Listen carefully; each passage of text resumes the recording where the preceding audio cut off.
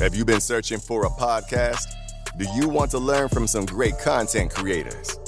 Well, you've come to the right place. Indie Podcaster with your host, Jeff Townsend, the Indie Podcast Father.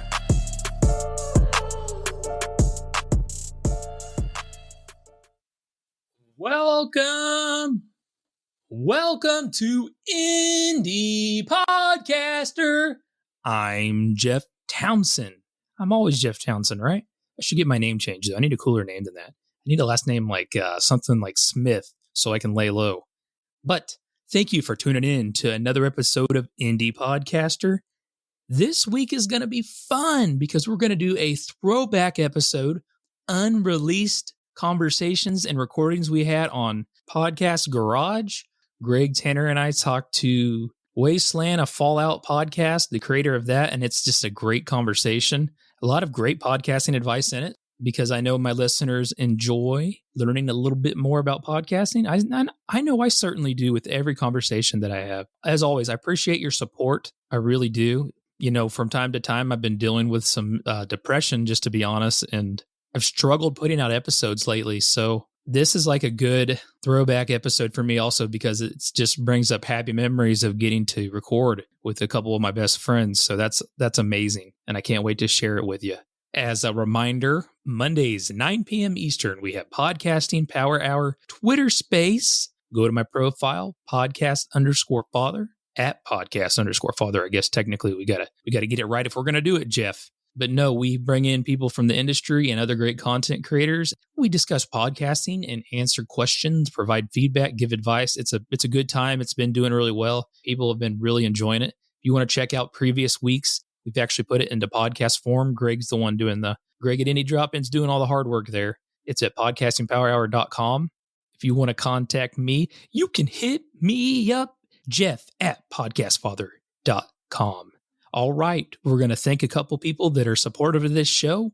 Then we're going to jump into the Podcast Garage Throwback episode. These are great supporters of Indie Podcaster, and they make doing this podcast possible. They're great. Podden.io. Everybody should know that transcription for your podcast is not only fair, it can actually be used to make your podcast more discoverable. If you're not doing it, you need to consider using Podden. If you are currently transcribing, you still need to consider switching to Podden. They're the most accurate and easy service that I have used for this, and I truly mean that. You got to give it a shot. Use the code IndiePodcaster to receive 50% off your first month. Having a website for your podcast is absolutely critical. I understand how intimidating and challenging this seems, creating your website, because it really can be. But honestly, it doesn't need to be. Podpage makes this process super easy. You can create a beautiful podcast website in 5 minutes. 5 freaking minutes. It is that simple with Podpage. Let the team show you how easy this process can be. Use the code IndiePodcaster to receive $20 off any pro plan. Everyone knows how much I love being an indie podcaster, but as you know, everyone listening, I'm sure, it is hard to balance life, work, and being a content creator. It's a huge challenge that we all face. But I have found one way to make sure I have more time to focus on my content creating. I now have a podcast editor. I hired the great team at How's It Podcasting. The team at How's It Podcasting has done great work with it. They're reliable and extremely affordable. It gives me more time to focus on what is most important, creating the content. Find How's It Podcast Editing on any of their social media pages. That's How's It Podcast Editing. HOWZIT Podcast Editing. They're on Twitter, Facebook, and Instagram. Make sure you hit them up. All right, let's get to this awesome conversation, which happens to be powered by Boomcaster, which you'll hear more about later in this episode. This is going to be fun. We are going to be talking with Brad Williams from the podcast I don't know how I didn't hear of this podcast because I'm a big fan of the video game franchise, but the podcast is called Once Upon a Wasteland, a Fallout story. Brad, we appreciate you taking the time to talk to us today. How are you doing? I'm doing great. Thanks so much for having me. No problem. And by us, I mean I'm joined by the usual cast of characters here. Tanner Campbell from podcasting. Oh, never mind. It's Good Morning Podcasters. How you doing, Tanner? I'm kinder, softer, a more complete individual. I've meditated a little. And now I don't say anything sucks, except renaming and rebranding. That sucks. Yeah. Such a beautiful story, Tanner, this whole rebranding process. All right, let's get to the man of the hour. He is the man, the indie drop-in man, Greg. Looking very old today. How are you, thanks. Thanks. Did I tell you about my new show, Jeff? Oh boy, here we go. What is it, Greg? Well, the domain name Podcasting Sucks just came available, so I bought it, and I'm starting a new show. It certainly did not, and it never will. Did you? Did you see what I said last week? And I said that I can finally have the name that my wife would love because she hates podcasting. So I was thrilled too when that podcasting name came available. I think I might have to get in on it. What does it matter, right? We'll all go for it. That's right. Anyways, Brad, we want to give you a few minutes to talk about the content that you're creating in your podcast. So we'll let you briefly, get into details and a little bit of details of what it's about. Yeah, absolutely. So like you said, it's called Once Upon a Wasteland, a Fallout Story. And Tanner talked a little bit about rebranding. There was a slight rebranding that we did. I originally had titled it A Fallout 76 Love Story because I wanted to kind of lampshade the specific, the core of the narrative that I was putting forward. But after talking things through with some of my peers in the area, we thought, you know what, it's better to simplify and just call it A Fallout Story because we didn't want to exclude anybody from wanting to listen to a thing.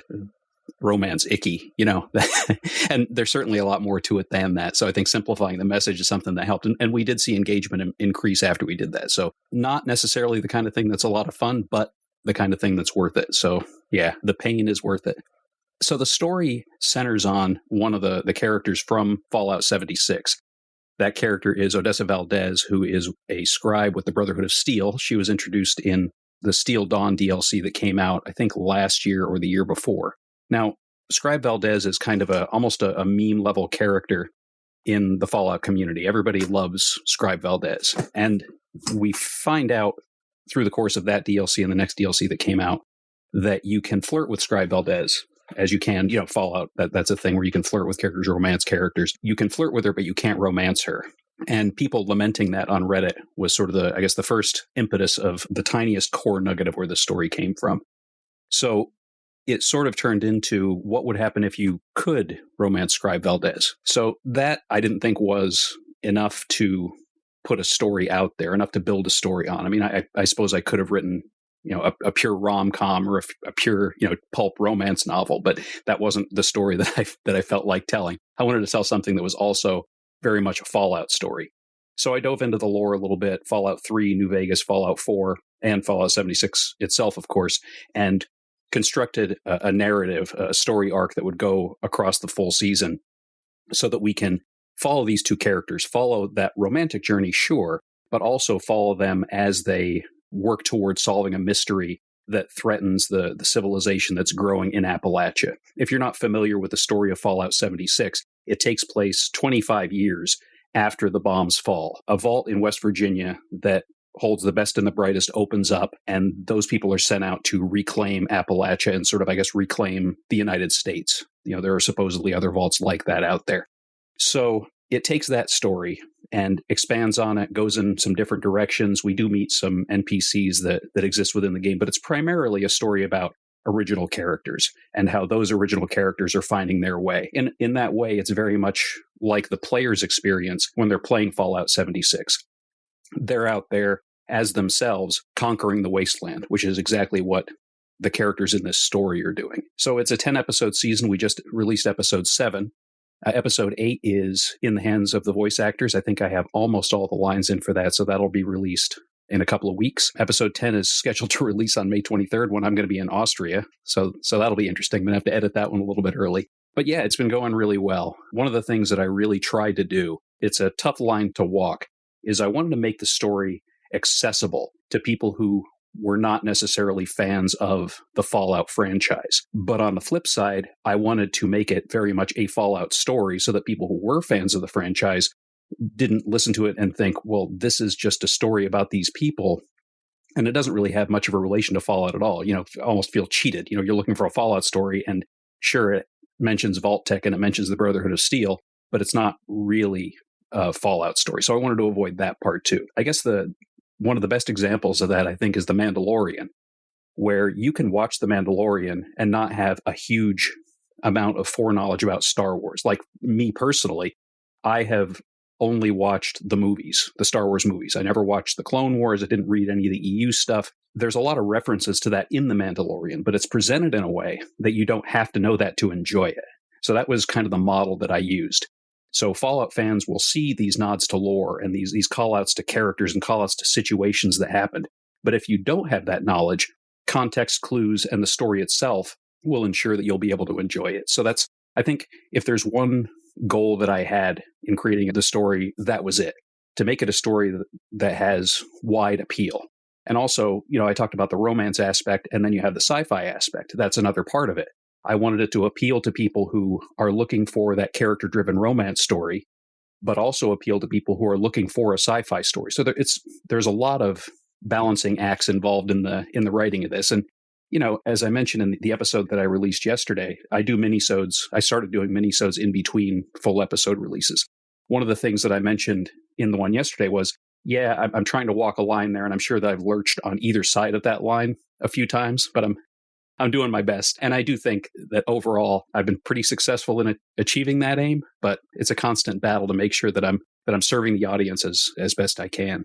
I'm a big fan of the Fallout video game series. I know you said the story is not exactly off of it, but obviously inspired by it. And I think this is awesome. I don't think I've been, started a podcast like 15 years ago, but I don't think even listening to podcasts all this time, I've truly heard an audio drama that was connected to a video game storyline. So it's actually pretty cool for me.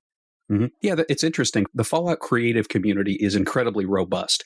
You have podcasters, you have visual artists, you have people that use the in-game photo mode in ways that absolutely amaze me. Like every bit as much as real-world photographers amaze me with the stuff that they can do with a camera that I can't do. It's the same thing with the photo mode stuff, because I try to do some of that stuff and I certainly can't, but I will not stop trying. The first story podcast, at least that I'm aware of, and I'm pretty sure it's the first one ever, is called Chad. And that was created by a guy named Ken, he's sort of the godfather of Fallout podcasts. It's an incredibly well-made and incredibly popular podcast. Bethesda talks about it quite a bit. It gained a lot of traction because the developers over at Bethesda listened to it and loved it.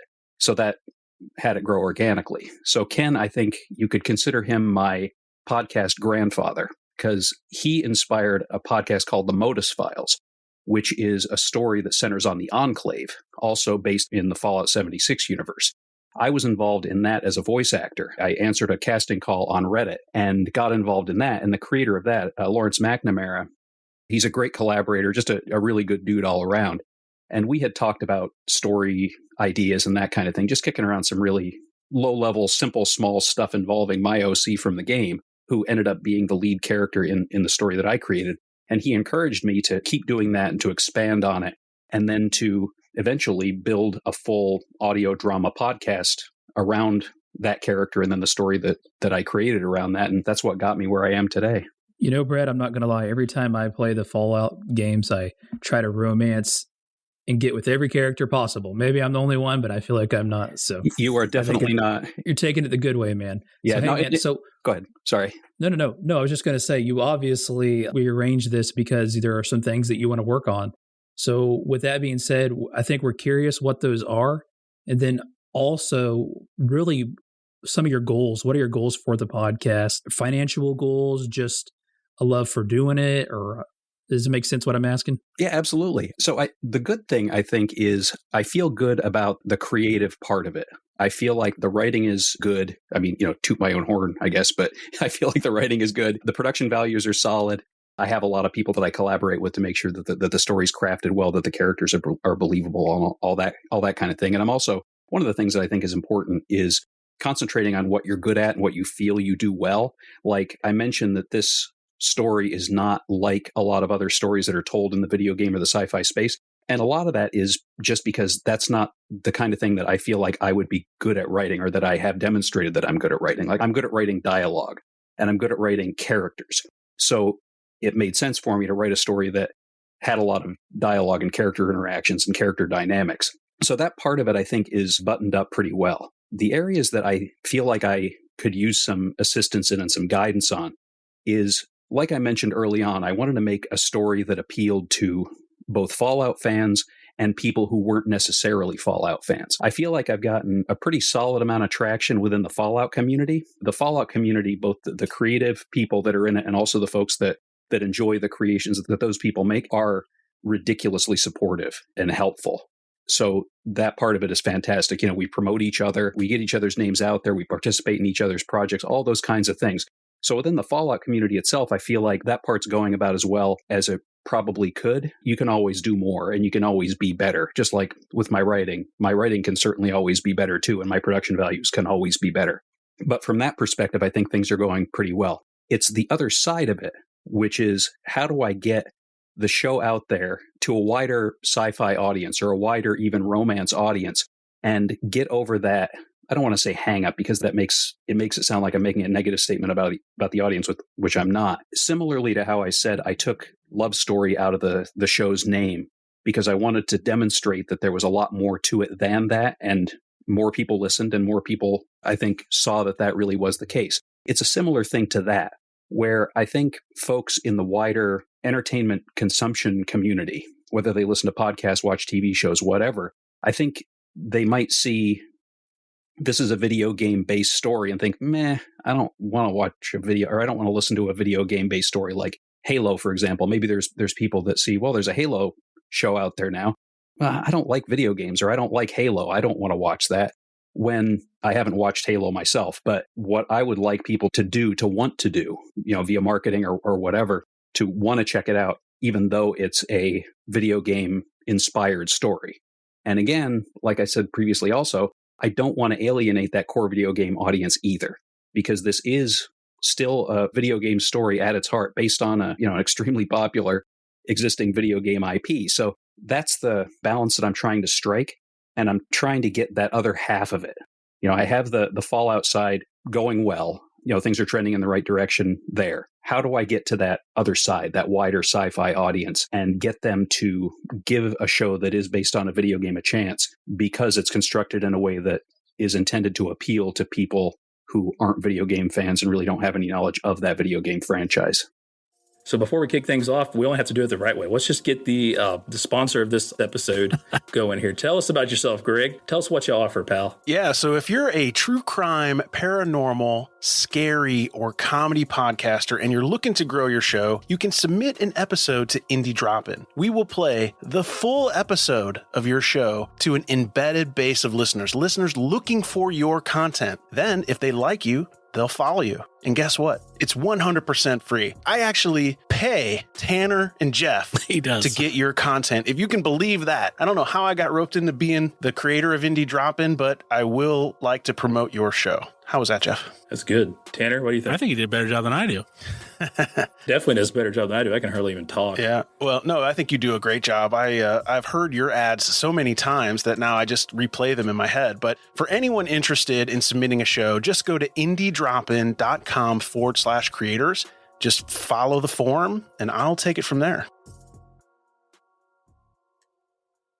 With that being said, what's the intent for you? Is it to just get more people listening to it?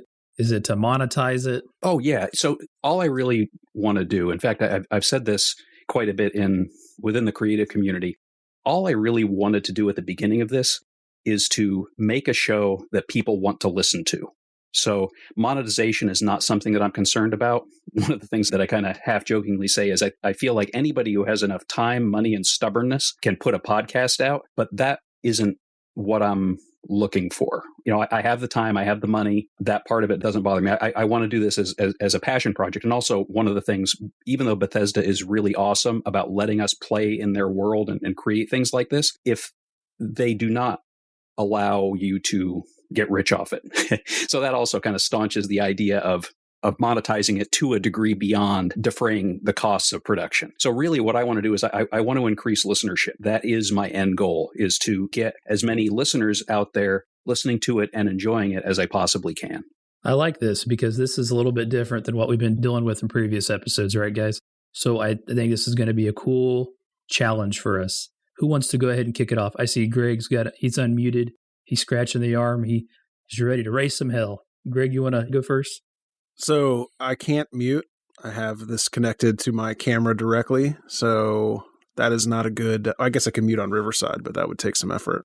I have a lot of thoughts about this. I'm going to try to keep it brief and then give Tanner a chance to respond here. But I think you're asking a lot from that, request. And I have some experience in this field. I don't like to call myself a sci-fi expert, but I've been in the sci-fi community for a very long time. I have a YouTube channel reviewing sci-fi stuff, and I've read thousands of science fiction books. And as one example, I can't read the Halo books because I just don't want to read anything related to a video game, to be perfectly honest. And Halo is one of my favorite games. It just, to me, in marketing, there's this weird phenomenon, and I think that you're bumping up against it, right? Like when you try to get someone to change platforms, it's very, very, very challenging. And it's not only the platform, but the mindset. People who love Twitter think Facebook sucks. People who love video games think books suck. People who love movies think video games suck. You're into something typically. And those folks are really into it. Like the people who are into Fallout, I'm sure, are really, really into it. This is where I think The Mandalorian is probably a bad parallel to draw, because it had that existing IP to draw in an initial audience. And then the fervor of how amazing it was kind of reached out. And I saw it happen in my own circle, right? People are like, oh, Star Wars is space fantasy. It's not science fiction, like all those type people, right? Rejected The Mandalorian at first. And all of a sudden they hear from, I'll say general sci-fi nerds that it's a pretty good story and you don't have to know anything about Star Wars and all this stuff. And all of a sudden they started liking it. I'll just give you one suggestion. I don't know if you'll like it or hate it, but I suggest you do a test where you spin up like a brand new podcast, remove all the Fallout branding and see how it does. Do like a $200 a month Facebook ad to some sci-fi specific targeting and just test it. Just see if people like it. And because I think the Fallout branding, from my perspective, you got to lean in to the branding or you got to make it general. Trying to be on the line, it's like being in the middle of traffic. But I'm interested to hear what Tanner says. I hate this idea that you just said, Greg. I'm not in love with that idea at all. I know. I'm mad at you now that you even suggested it. Don't do what Greg said. Greg is objectively wrong, flatly wrong. No subjection here. He's wrong. Let's hear it. This is fan fiction. Fan fiction is immensely popular. For sure. Right? And with fans. But there's an elephant in the room here that I feel like no one has said yet unless I missed it. This is a lesbian love story. This is an alternative, whatever the proper word is, love story. And I think that especially within the audio drama community, the Magnus Archives has a lot of LGBTQ, I say queer characters. I think that's appropriate to say. Your whole podcast is a queer love story. And it's fan fiction. I would kind of like you to embrace that, because I think of the Fallout fan base, people who think that kind of thing is, I don't like that thing. That's social justice. Blech. You don't want them to come to your podcast because they're going to cause problems for you, right? But certainly a lot of that community is not that way and would say, oh man, great. A Fallout-based fan fiction podcast. I would love to hear that. Oh, and it's a queer romance. I would lean into that. I wouldn't lean away from it. It seems like, and I'm not suggesting you're leaning away from it for political reasons. I think that you might have it backwards. You're leaning away from it because you don't want people to think it's a love story and then not listen. I think you want people to know it's a love story because I think it's more likely they will listen. Oh, yeah, absolutely. And it definitely, when I wanted to lean away from the love story, it was definitely not because of the queer aspect. That part of it is something that I'm actually pretty proud of. And that part of it happened organically. The only reason that it actually became a lesbian love story was my OC in the game, who was the sort of the original impetus for that character, is female. So it was like, okay, my OC romances Scribe Valdez, and it grew from there. I think part of that, and I've talked about this in other places, I guess the way that I grew up, same-sex relationships were a normal thing. Like they weren't anything that was an outlier. And that informed the way I approached this, not even consciously. So I thought, okay, well, this is a love story, and it happens to be between two women. Now, I understand that in the real world, that's not the same as a straight relationship, just because of, for various reasons. There's significant differences. But in the way I present it, even though it is a love story between two women, it's really just a love story. If I wrote this with a male character and a female character, the love story would play out largely the same. But to your point about leaning into the LGBT aspect of it, that is something that I would definitely like to do. I reached out to one of my friends who works at a local university that I actually used to work at as well, to maybe get some introductions to the LGBT student folks there, just to put it in front of them and say, hey, listen, this is a story that has a queer romance at the center of it. We want you to be aware of it. Maybe it's something that you'll like. And also, hey, maybe you can help me tell this story properly. Maybe you can help me tell this story better.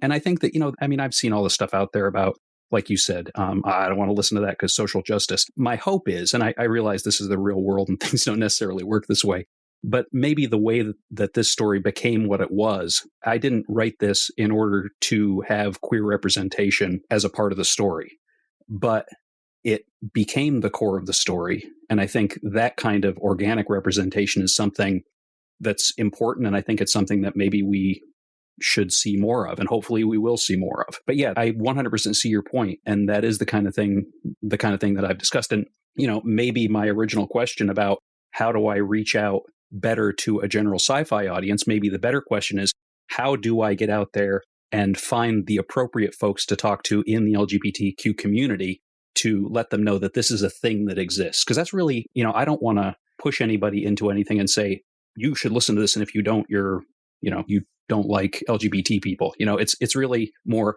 hey, this is a thing that exists. I hope you listen to it. And, that's all. It's earnestly and honestly told. And I'm doing the best I can here. And I hope you like it. Just that kind of thing. Really make it more organic. I think we're saying this. I think Tanner and I are saying the same thing. Yeah, I was about to say that. How dare you? The commonality that you have is that, your anchor is that it's a Fallout based, right? So in any sort of marketing, right, you want to look at the Venn diagram of where your people are and where they overlap and target them as directly as you can. If you want to branch out into general, I'll call it the general population, right? You have to get rid of the things that niche people down. And I don't, like I said, it's a tall order because I don't recommend that you do that. If you follow me on Twitter, I probably say niche 6 times a week. He eats niche for breakfast. So, like I said, I don't recommend, I think it's a tall order that what you're asking to kind of get the general population. But I think it's also maybe an assumption that this Fallout community is relatively, like you say, you're good.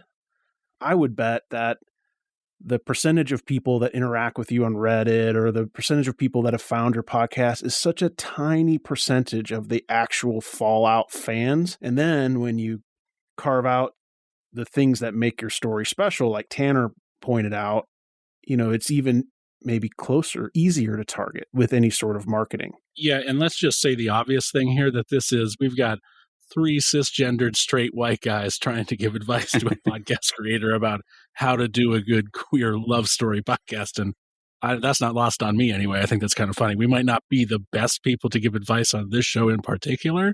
But I think, similarly to how I said this story became a queer love story, not because I set out to make a queer love story, but it just sort of happened that way. I feel like the organic way that you guys are talking about marketing can be very helpful. Not having, I don't have any illusions that it works exactly the same, but I think that the core principles of marketing, like Greg is talking about, can and should apply, and then there will be nuances on top of that. And talking about the niche aspect, that's something that Tom from Robots Radio had told me, because I was sort of lamenting my download numbers for a while.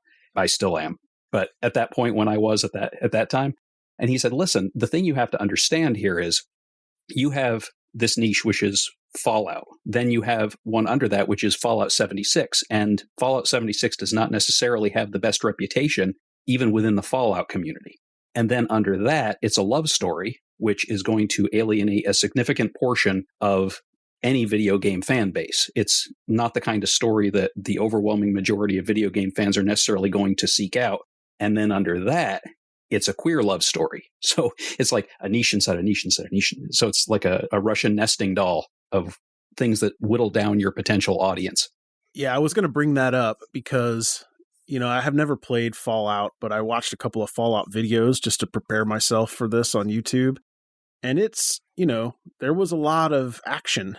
I don't know the best way to say it. And, trying not to He's too specific. He's trying not to say that all people who play video games are dude bros that curse at you on It's the not internet. all. It's not all action though, like you're thinking though, Greg. No, It's no, not I know all- it's not. I know it's not. It's a lot of story, a lot of everything going on. But what I'm saying is that the demographic of the game should be part of your marketing for sure. But if I were writing something to that demographic, I would keep it in mind, is what I'm saying. So you mentioned that in your post that other podcasts in this genre focus heavily on lore and Easter eggs and other things. I'm paraphrasing, obviously, and that you wanted to focus more on the characters and kind of be adjacent to the game in the space, more so of in the game. Mm-hmm. And I think in order to do that, there has to be some, recognition of the demographic. Mm-hmm. And I don't know what it is. I don't know what the demographic of your show is. I don't know what the demographic of the game is. I'm just saying, like, those two things should be known and catered to. So what you're thinking, Greg, is you have to drop Fallout 76 or you have to drop the love story. No, I'm not saying that at all. I'm not saying that at all. It feels like that's what you're saying. No. Like a decision has to be made because there's not enough crossover. I'm saying that if you want to have something successful in any niche on the planet, you have to make it for those people. Mm-hmm.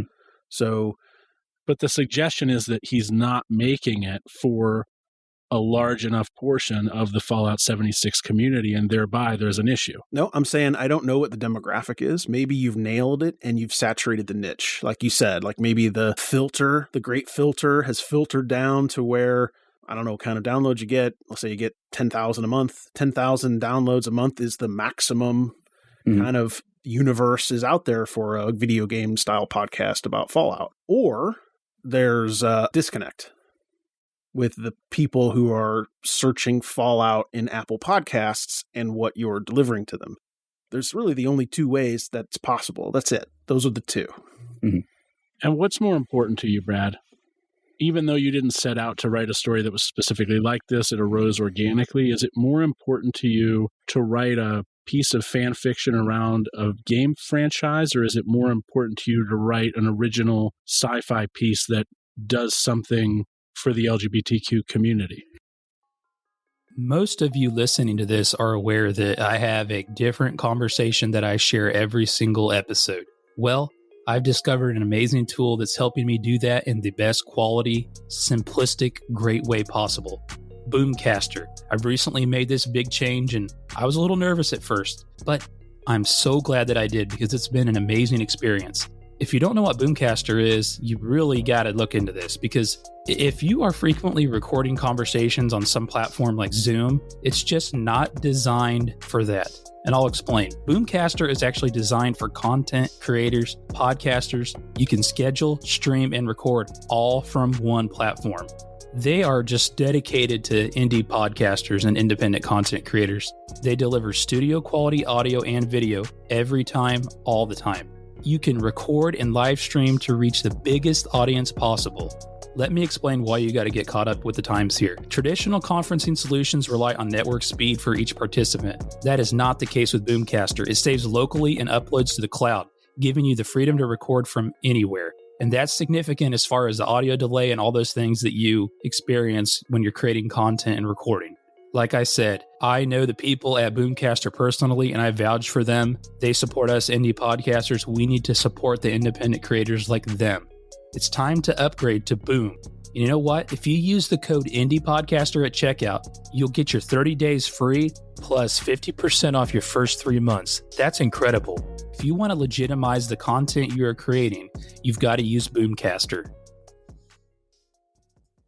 Even that's not necessarily something that I'd say that I set out to do. What I want to do is I want to write a good, compelling story that people want to listen to. That's my end goal. And one of the things to something that I think Greg alluded to a little bit ago, as I've been thinking about what to do when this 10-episode run finishes, like in terms of, do I want to continue this show? Do I want to just stop creating stories altogether? Do I want to create something new? One of the things that I thought of was taking this story with these characters and divorcing it completely from the Fallout universe. I have a way that I can do that and turn it into a more I guess, an untethered science fiction story from the Fallout universe. It was said, and I think this makes sense, that wouldn't really work because you launch that second season, it's no longer tied to Fallout. You're very clear about that in your marketing and your literature. But then people go back and listen to season 1, and right in the first episode, you're like, oh, this is a video game story, and you're right back where you started. So the only way to make that work would be to tell a new story. And I am not opposed to that idea. I think I do want to stay in the science fiction space, but I'm definitely not married to the idea of continuing to just tell Fallout stories. I think the most important thing to me is to tell character-driven stories. It doesn't have to be a romance, or, it doesn't have to have a love story at its heart, but it has to be, for me, about people, their interactions, and their dynamics, and how that drives the situations that they're in and how those situations evolve. So I'm going to say that I think you've learned a lot of things creating these 10 episodes. Mm-hmm. And one of the things you might have learned is you've boxed yourself in a way that you can't grow it to the degree you want to grow it because of that video game part. Maybe I'm way off here. I don't know anything about Fallout. I don't play video games myself unless it's Mario Brothers or Zelda. I could make a Mario Brothers love story. That would be good. Between Luigi and Peach, that would upset the nation, I think. But I think that's where I stand on it. I feel like the right thing to do here maybe is, this has been a learning experience for you, and it's very good. I listened to the first episode and the last episode so I could get a sense for how far you came.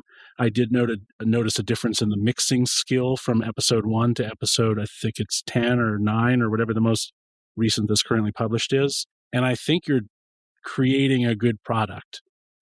It would be a shame if the Fallout aspect of that product was preventing more people from discovering the product. Mm-hmm.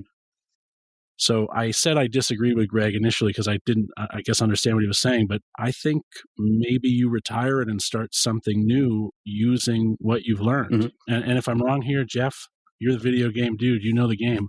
Yeah, I'm definitely not a video game master, but this particular game I do like. And I will say that one of the reasons I do like these games are, and I think Brad's going to know exactly what I'm talking about. I like the storylines can be simple as far as these characters, right?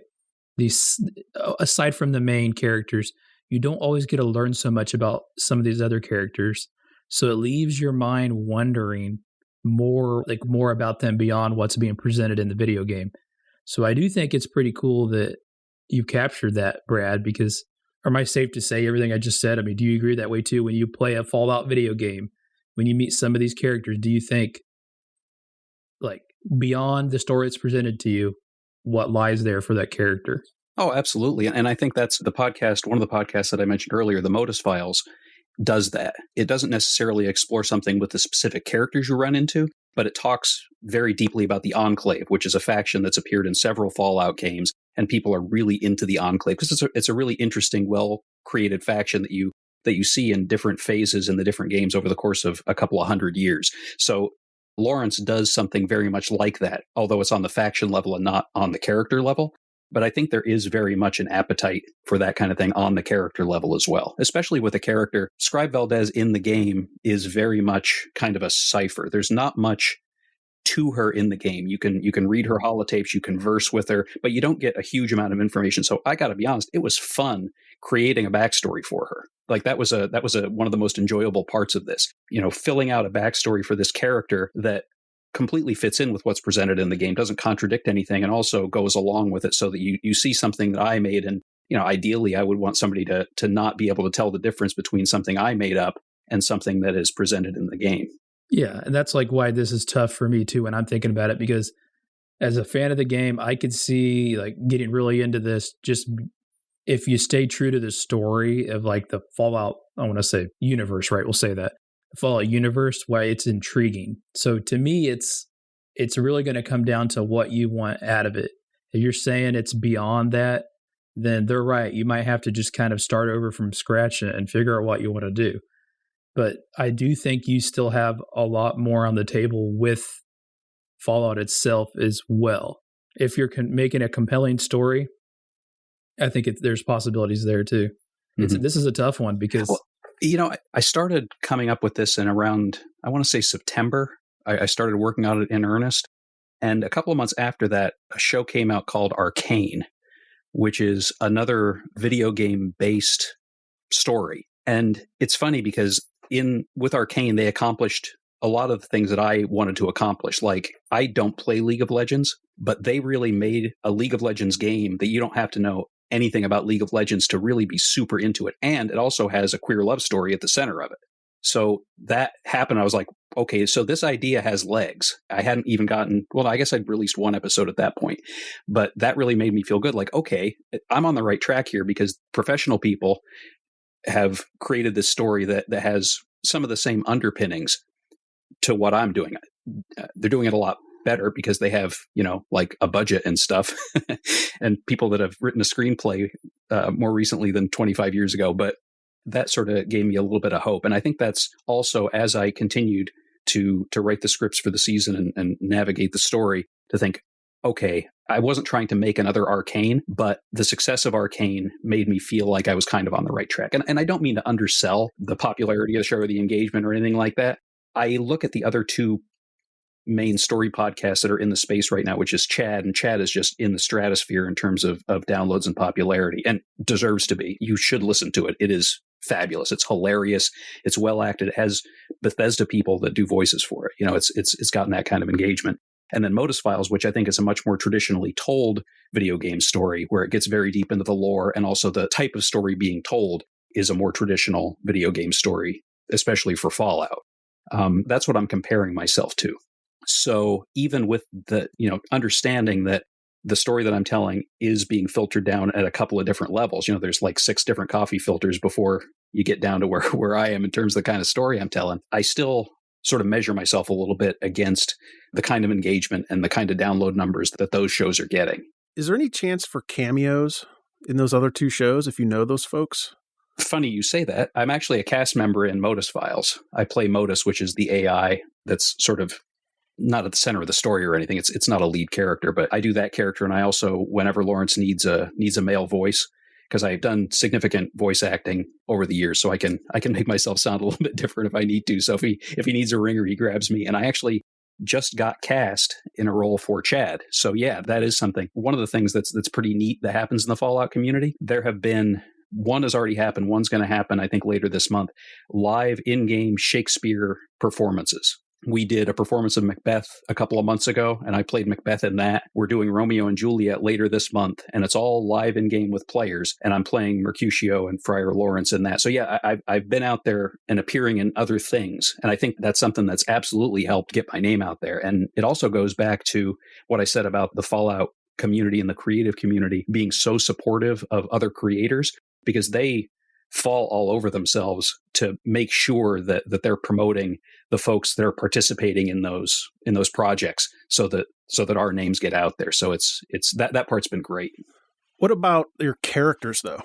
So there is a crossover. It hasn't happened yet. There has been a crossover from Modus Files into my show. There's one of the lieutenants of the Enclave has appeared in my show, and one of my characters will appear in Modus Files. There's a relationship between those two characters because of course there is, I guess, because it's my story. But yeah, there's a relationship between those two characters, and that plays out in both of our shows. So yeah, there is some synergy there. Love that. Yeah, it's great. Although the actor that plays Amanda, which is the character from my show that's going to appear in Modus Files, is one of the lead actresses for Modus Files. So hopefully Lawrence doesn't write any scenes where they're arguing with each other. And although that actually, maybe you should, that would be pretty fun. Tanner, you seem to be getting hyped up over there. What are you thinking? I just think it's one of those, I really think it comes down to, there's 2 choices here. I don't know if I'm going to budge on this. It's either drop the Fallout part of it or drop the love story part of it. I feel like the right thing to do here is to lean hard into the LGBTQIA stuff. I think that's the way forward. And if you're going to do that, I don't think you can lean hard into that and hope for the best from the Fallout community, because I think 10% of the Fallout community at large is going to come over for a love story. I think 10% of 10% is going to stick around for a queer love story, and I think that poses an issue. Mm-hmm. I don't think that's right. I don't think it's fair. I think that sucks, but I think that's the reality. Mm-hmm. And I think my mind's pretty set on that. I don't know if I have any more, guys. Well, and we're dealing in reality here. That's the thing. I mean, we can talk all we want about how things should be and how we want things to be, but you're absolutely right. It is the reality that we have to deal with. What I'm curious about is, what are your thoughts about what I mentioned earlier about if I were in a second season to take away that Fallout aspect? And like I said, I do have I think a pretty interesting way to do that and completely change the setting so that Fallout is no longer involved. Will I run into that problem if people listen to starting in a second season thinking, hey, okay, this sounds cool, and they enjoy it or whatever, and then they go back and listen to episode 1 from season 1 and realize, oh, this is a video game story. And this is a terrible way to put it, but it seems hard to wash that stink off it. And I don't think video game stories are stinky, but I think I think you know what I mean. Yeah, I think there would be a continuity issue for anybody who found you through the first season or who found you through the second season and loved it so much and then went to the back catalog and was like, wait a minute, this is weird. Mm-hmm. I think if you were going to do that, you might as well just start a new podcast. And I think that there might even be a way, I hadn't really thought about this before, but maybe there's a way to soft reboot it, where it's a new show, but with the same core characters, and not even doing anything to explain why they're in this new setting. It's just, don't even say it's an alternate timeline. Don't make any connection to that previous story. I don't know if that would be weird and if it would have people wondering why these characters are in this new setting, even though it has a new title and new artwork and all that kind of stuff. But it's just something, I mean, it just popped into my head, so I have no idea if it makes any sense at all. I think it might upset the existing fans, and then you would be dealing with however many people you currently have would be upset that you were trying. There's also if you try to reboot this soft or hard, I think that the people who are enjoying this show are probably enjoying it in part because it's Fallout 76 fan fiction and in part because of the LGBTQ part. And I think if you do a soft or a hard reboot, that existing community might view that as he would rather grow and sell out I think there's a risk there. I don't know if I'm not going to articulate it well, but I think if you pivoted it away from it, it would almost be viewed as self-preservation. And I don't think your existing fans would appreciate that. Jeff Townsend here, and I'm excited to talk to my good friend Mark Binder. I'm just kidding. His name is Mark Binder. He doesn't like it when I say that. Mark is the creator, I'm going to say owner just because it sounds entrepreneur-y, of Podtrix, the podcast hosting platform. Thanks for joining us, man. I'm excited to hear about this new Podtrix feed import feature that you're going to share with me and us, everybody, the world. Share it with the world, Mark. World, behold this. The Podtrix feed importer, it's really simple. The Podtrix feed importer is really exciting because it's how you migrate your existing podcast feed to Podtrix hosting. All you got to do is the URL that you would submit to Spotify or Apple or Overcast or whatever, you paste that into the little pop-up that shows up in your show, and you say import. The system then goes and will start importing all of your episodes, whether it be 10 episodes or 10,000 episodes. It will pull in every single episode, all of the audio, your descriptions, your categories. Everything is moved into Podtrix seamlessly and is ready for publishing. This feature is already live right now and is available to anybody who wants to use it. So what we're really here, this is like the big coming out party for all you current podcasters to come on over and check out Podtrix, right? Oh yeah, absolutely. Everybody's welcome. You do offer something to the listeners of this podcast. If you use the code IndiePod during checkout, you'll get 25% off your first 3 months of Podtrix. That's a good deal. I'm here to support you guys to be creative. You can contact me by sending an email to hello@podtrix.com. I'll be happy to answer any questions that you have. Well, I encourage everybody to go on to podtrix.com right now and check it out and use the promo code IndiePod to get a little bit of a discount. I can absolutely see that happening. And one thing I'll say is I would not, if I decided to no longer tell a queer love story, I would not do that in a reboot, because that I think would go over like a fart in church. And I don't think it would be the right thing to do either, because rightly or wrongly, it would be viewed as abandoning the LGBTQ community in an area where, and I know that there's probably more queer representation in fan fiction than there is in general media, but still it would be perceived as abandoning a community that's already underserved. And I wouldn't feel right about that. So yeah, that part of it, wouldn't pivot away from it. If I pivoted away from anything, it would be the Fallout aspect. But, if I were to decide to do something like that, the proper decision is to completely start over with a different story, with different characters, and really start from scratch. Now, as part of a meeting last night, one of the things that Tom from Robots said, this resonated with me. Use this. I forget which of you said this, but it might have been you, Tanner, that this is very much a learning experience for me. Like, I know you did specifically say, listen to episode 1, listen to episode 7, which was the most recent episode that we published, and you can see better acting even, which is independent of me, but better writing, better mixing. I got my feet under me a little bit in terms of how to do it. So use that learning experience to come up with whatever the next thing is. Yeah, and the benefit of that, I mean, you wouldn't even really be starting all over. You've already got a team. Mm-hmm. That's a huge time saver if you're going to start in a new direction. You already have learned a lot about putting these things together, how much time it takes to do so. You've probably gotten faster at putting them together. Mm-hmm. Does your team do table reads? I get the impression they record without doing table reads. Do they do them? No, you're correct. They do not do table reads. I get the lines and we put them together, and I can probably count on one hand the number of times that I've had to go to a VA and say, hey, here's how the other person recorded it, and I would like you to react to that.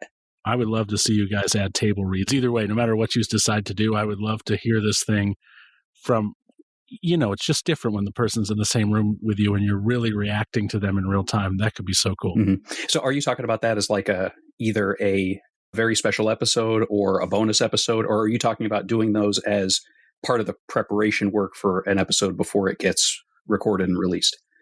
Sorry, good question. I should have clarified. I mean, it would be cool if the recording that everybody did, all the actors involved, I think it would be great if that was done in the booth on the line with everybody together. Mm-hmm. So that everybody's recordings were being captured as if they were at a table doing a traditional table read. That would be a scheduling Nightmare, masterpiece. probably. Yeah.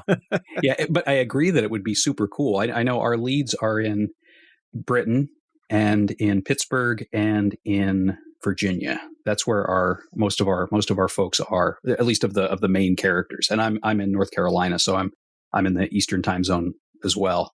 But yeah, that kind of stuff is cool. And I just signed on to a Harry Potter fan fiction dramatic reading, and we've been doing table readings for that.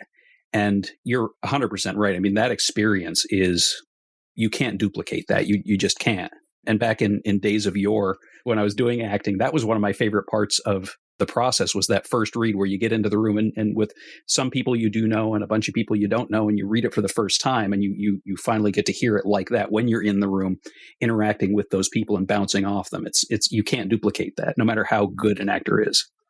I want to make sure I'm being clear here. I mean, instead of them recording privately and sending you those files, I want their recordings to happen in real time while they're all in the same space. So not a table read in the way that you just described it, but we're all in the booth together making these recordings right now. Oh yeah, I understood. I just wanted to sort of relate my general experience with being in the same room with people. But yeah, I was picking up what you were laying down.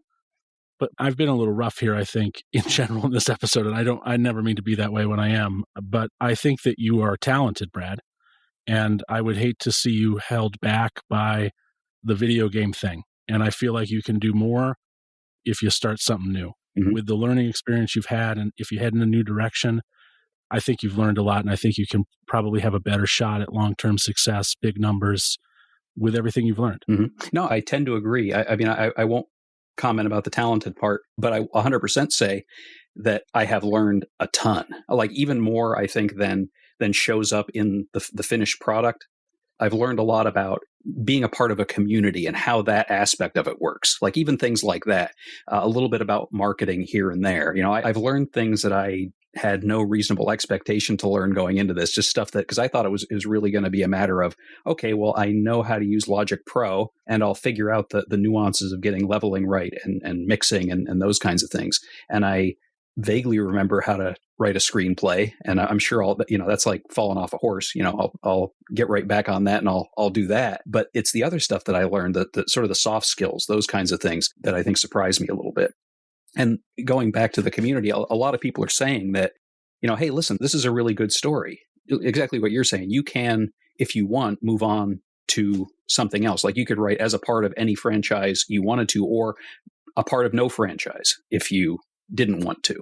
One of the reviews that I read on the minisode yesterday, that was one of the new reviews we got, they said, and I hadn't even thought about it this way, if you do something that's based on an existing IP, it saves you the work of world building in a lot of ways because somebody's already done that work for you. And that was something that I was like, oh, you know what? That did make it a lot easier. You know, I didn't have to create this beautiful, robust universe like the one that Bethesda has created with this game, or if I was doing Star Trek or Harry Potter or whatever. But I think that creating a world would be an interesting challenge, and making it the kind of thing, you know, it's like right now I'm trying to write a story that's compelling. It's really just that core aspect that I'm trying to make compelling.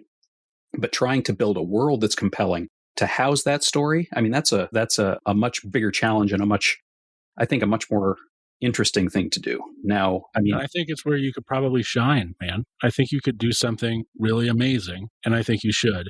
And then I'm just going to stop talking and let Greg talk because I feel like I took over here and I shouldn't. No, it's totally fine. I mean, I was just thinking, I don't know that I would abandon the current IP. I mean, because what you wrote may or may not be resonating with your intended audience, I don't think is a reflection of its quality. And there's plenty of books out there, best-selling books that started off as fan fiction. I mean, everybody knows the 50 Shades of Grey story. And, you know, this could be another one of those, right? I mean, you just go back and, you know, change the names to protect the innocent, pull out the Easter eggs, write a couple new ones for your own universe. You know, Bethesda doesn't have a patent on post-apocalyptic nightmares, right? So I don't know that I would abandon it, honestly. I think that, if anything, it could be fallouted.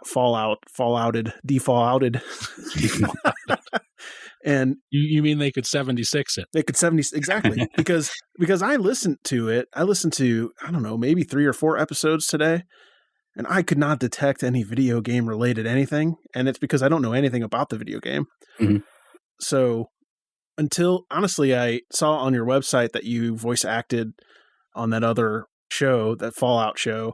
Mm-hmm. And until I listened to one episode of that, like I heard some of the same phrases and like I heard some of the same things you mentioned. I thought, okay, I think I understand where this is a video game. But yeah, I don't know. I mean, I think saying, hey, start from scratch might be a little bit harsh.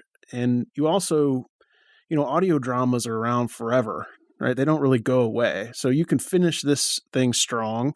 You can see how it performs. You can, you know, check it off your list. And then you could decide, do I want to turn this IP that I created into something else, or do I want to, you know, do something new? Mm-hmm. Well, it's interesting because I mentioned having a potential idea for soft rebooting it for a second season and make it something that's not about Fallout.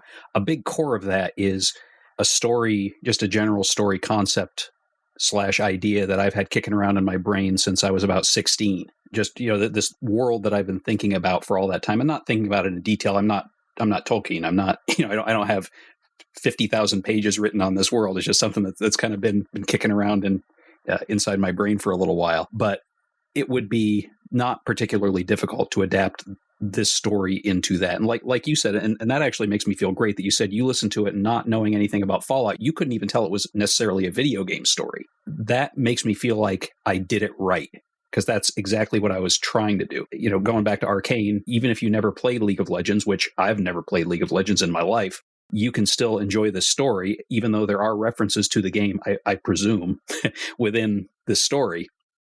You can enjoy it without having literally any knowledge of it. So that's, you know, that part of it is definitely good.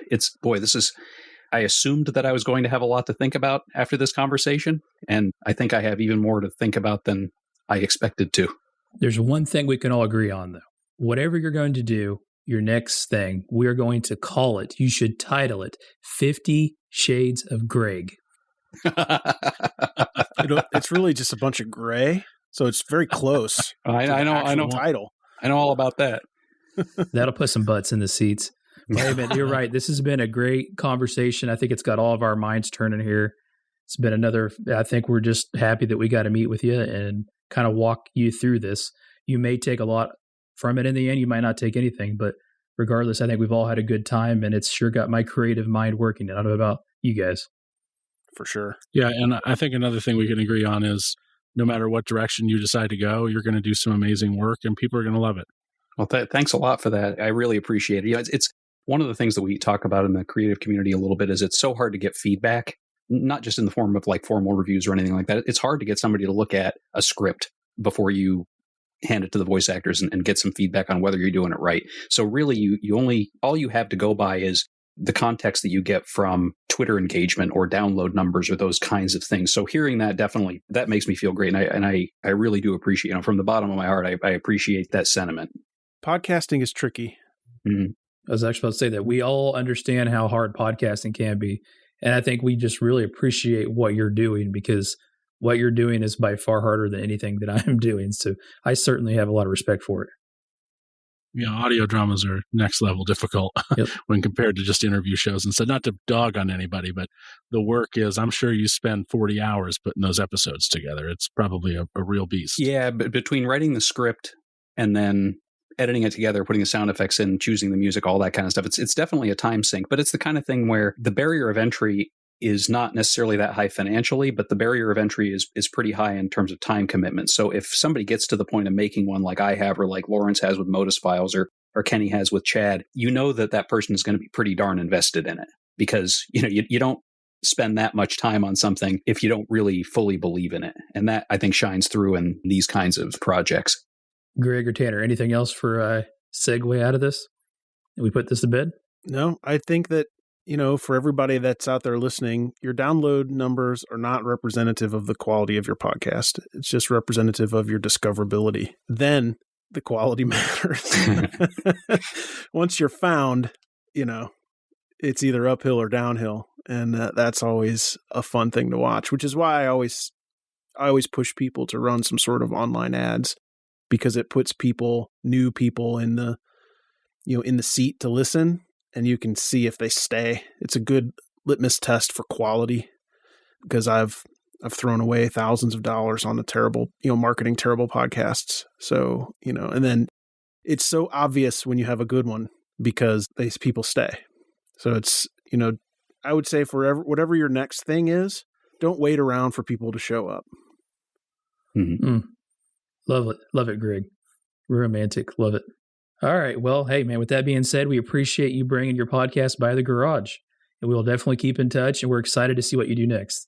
Absolutely. Thank you so much, guys. This has been great conversation in general. It was a lot of fun and also fantastic information and a lot of stuff to think about. So thank you very much for having me.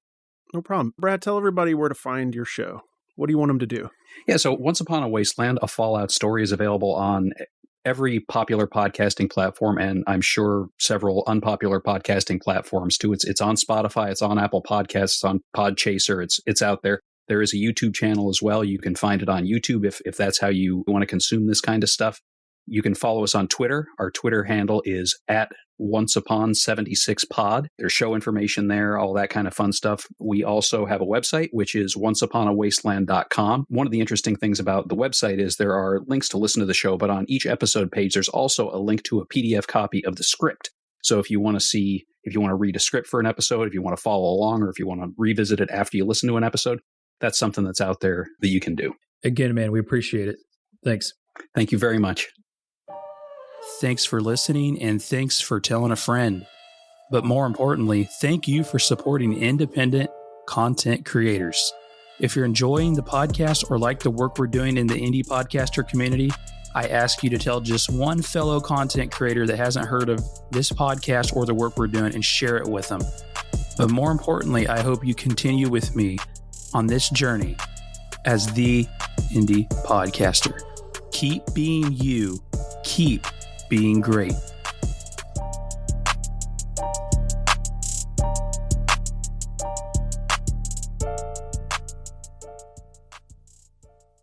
And the question is, do I stay here? Will you be back? Are you gonna come back? Will you be back? Are you coming back?